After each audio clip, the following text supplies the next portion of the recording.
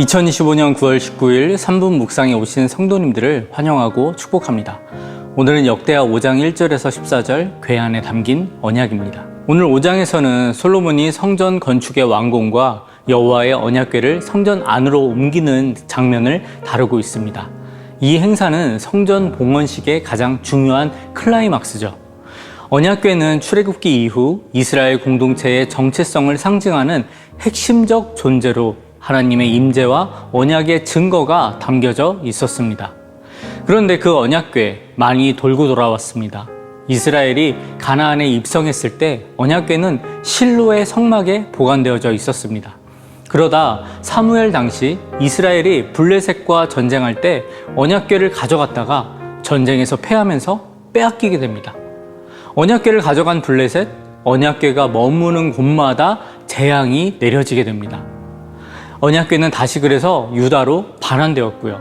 그러나 반환된 언약궤는 성막이 아닌 기럇 여아림의 아비나답의 집으로 가게 되고 20년 동안이나 머무르게 됩니다. 그리고 나서 다윗의 언약궤를 예루살렘으로 옮기려 했으나 이때 규례를 어기면서 우사가 죽게 되었고 언약궤는 오베데돔의 집에 3개월간 머무르게 됩니다.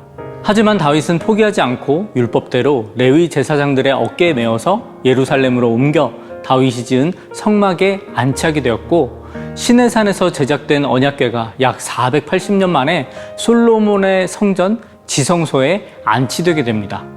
솔로몬이 왕이 되었을 때 가장 먼저 했던 것은 예배였습니다. 가장 먼저 왕권으로 시작했던 일, 성전 건축이었고요. 성전 건축이 완공되어서 가장 먼저 한 것은 바로 언약궤를 다시 모셔오는 일이었습니다.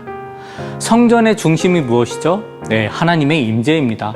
겉으로 아무리 화려해도 언약궤가 없으면 하나님의 임재하심이 없다면 그냥 입장권을 내는 박물관과 다르지 않습니다. 그냥 구경하고 사진 찍는 그냥 핫플레이스와 다를 것이 없는 것이죠. 그런데 언약궤가 들어왔다. 언약궤가 성전에 들어왔다. 이제 비로소 성전은 성전이 되었던 것이고 출애굽의 역사가 조상들로부터 들어왔던 성막에 구름이 가득 찼던 그 역사하심이 하나님의 임재를 오늘 실제적으로 보게 된 것입니다. 그 역사가 지금 눈앞에 펼쳐졌습니다. 하나님께서 성전을 기쁘게 받으셨고 임재하셨다는 것을 직접 보이신 것이죠. 우리 몸이 거룩한 성전이라 어제도 말씀드렸습니다. 이 성전에는 무엇이 있어야 되나요? 예, 하나님이시죠.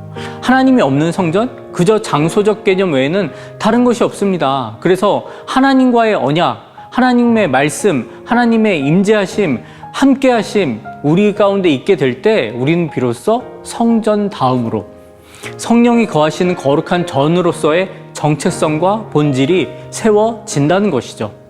사랑하는 성도 여러분, 나는 성령이 거하시는 거룩한 성전이심을 믿으십니까? 아멘이시죠?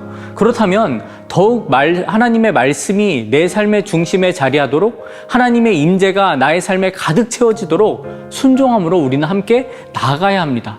하나님께 순종으로 나아갈 때 하나님 안에 거하게 될 때 우리의 삶은 하나님의 영광으로 충만해지는 것이죠. 오늘의 결단입니다. 내 안의 성소에 주님 거하여 주옵소서. 오늘 하루 나의 지성소에 주님을 모시고 주님의 말씀으로 하나님의 주장하심으로 살아가시길 결단하시길 바랍니다.